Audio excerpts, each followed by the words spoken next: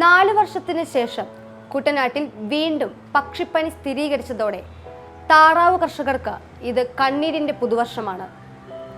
Covid പ്രതിസന്ധി ഒരുവിധം നീന്തിക്കടക്കുമ്പോഴാണ് താറാവ് കർഷകർക്ക് മേൽ ഇടുത്തി പോലെ വീണ്ടും പക്ഷിപ്പനി വന്നു വീഴുന്നത്. സംസ്ഥാനത്ത് 2 ജില്ലകളിൽ പക്ഷിപ്പനി സ്ഥിരീകരിച്ച സാഹചര്യത്തിൽ ഇത് സംസ്ഥാന ദുരന്തമായി പ്രഖ്യാപിച്ചു. രോഗം കൂടുതൽ പടരാതിരിക്കാനുള്ള പ്രതിരോധ നടപടികൾ ആരംഭിച്ചു. ആലപ്പുഴയിലെ 4 പഞ്ചായത്തുകളിലും കോട്ടയത്തെ 1 പഞ്ചായത്തിലുമായി 40,000-ഓളം പക്ഷികളെ കൊന്നു നശിപ്പിക്കാനാണ് തീരുമാനം. കേരളത്തിൽ നിന്ന് കോഴിയും മുട്ടയും തമിഴ്നാട്ടിലേക്ക് കൊണ്ടുവരുന്നതിന് വിലക്കേർപ്പെടുത്തി. അതിർത്തികളിൽ തമിഴ്നാട് സർക്കാർ കർശന ജാഗ്രതാ നിർദ്ദേശം നൽകി.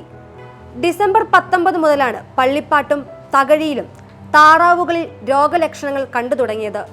ആലപ്പുഴ ജില്ലയിൽ മാത്രം കഴിഞ്ഞ 2 ആഴ്ചയ്ക്കുള്ളിൽ 28,000 താറാവുകളാണ് ചത്തുവീണത്. താറാവുകൾ അടക്കം 34,000-ഓളം പക്ഷികളെ ഈ പ്രദേശത്ത് കൊന്നൊടുക്കാനാണ് തീരുമാനം. കുട്ടനാട് മേഖലയിൽ ചത്തതിൽ ഭൂരിഭാഗവും 20 മുതൽ 40 ദിവസം പ്രായമായ താറാവിൻ കുഞ്ഞുങ്ങളാണ്.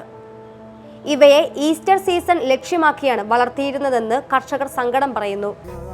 അത് ഞങ്ങൾക്കറിയാം. 9,000 തിരുവാനും താറാവ് കുഞ്ഞിനകത്ത് ഇപ്പൊ തന്നെ കൊണ്ടുവരുന്നത് കാണാം. 10,000-3,000 താറാവോളം ചത്തു. ഞങ്ങളുടെ 3,000 താറാവ് ചത്തു. 3,000 കൂടുതലുണ്ടെങ്കിലേ ഉള്ളൂ. കള്ളക്കടം മേടിച്ചെല്ലാം ചെയ്യുമായിരുന്നു. കൊടുക്കാനുള്ളവരൊന്നും കൊടുക്കാൻ പറ്റുന്നില്ല. 30-ാം തീയതി കൊടുക്കാന്ന് പറഞ്ഞത്. ഇപ്പൊ മൊത്തം വലിയ താറാവ് 100 എണ്ണത്തോളം ഇപ്പം ചത്ത്. ഇപ്പൊ ഇത് ഞാൻ പറഞ്ഞില്ലേ, ഇത്രയും വളർത്തിയ കൂട്ടത്തിൽ ഇത്രയും ചത്ത്. കടക്കാര് വീട്ടിൽ നിന്ന് മാറുന്നില്ല. 2014-ലും 2016-ലും താറാവുകളിൽ പക്ഷിപ്പനി റിപ്പോർട്ട് ചെയ്തതിനെ തുടർന്ന് 1000-ന് മുകളിലുണ്ടായിരുന്ന കർഷകരിൽ പകുതിയോളം പേരും ഈ രംഗം വിട്ടു. 2016-ൽ നാശം വിതച്ച H5N8 വിഭാഗത്തിൽപ്പെട്ട വൈറസ് പരത്തുന്ന പക്ഷിപ്പനിയാണ് ഇത്തവണയും കുട്ടനാട് മേഖലയിൽ വ്യാപിക്കുന്നത്. പള്ളിപ്പാട്, കരുവാറ്റ, തകഴി, നെടുമുടി തുടങ്ങിയ പ്രദേശങ്ങളിലാണ് വ്യാപകമായി താറാവുകൾ ചത്തത്. H5N1 വിഭാഗത്തിൽപ്പെട്ട വൈറസ് പരത്തുന്ന രോഗമാണ് 2014-ൽ കുട്ടനാട്ടിൽ കണ്ടെത്തിയത്. ദുരന്ത സമാനമായി സ്ഥിതിയുണ്ടായതിനെ തുടർന്ന് രോഗബാധ കണ്ടെത്തിയ മേഖലയ്ക്ക് 10 കിലോമീറ്റർ ചുറ്റളവിലുള്ള മുഴുവൻ താറാവുകളെയും അന്ന് കൊന്നൊടുക്കി. കോവിഡിൽ ഇടിഞ്ഞ താറാവ് വിപണി മെല്ലെ കരകയറി വരുമ്പോഴാണ് വീണ്ടും രോഗം ബാധിക്കുന്നത്. ദേശാടന പക്ഷികൾ വഴിയാകാം പക്ഷിപ്പനി പടരുന്നതെന്നാണ് വിലയിരുത്തൽ.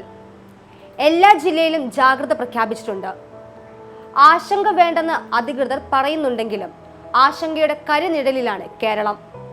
News desk media mind.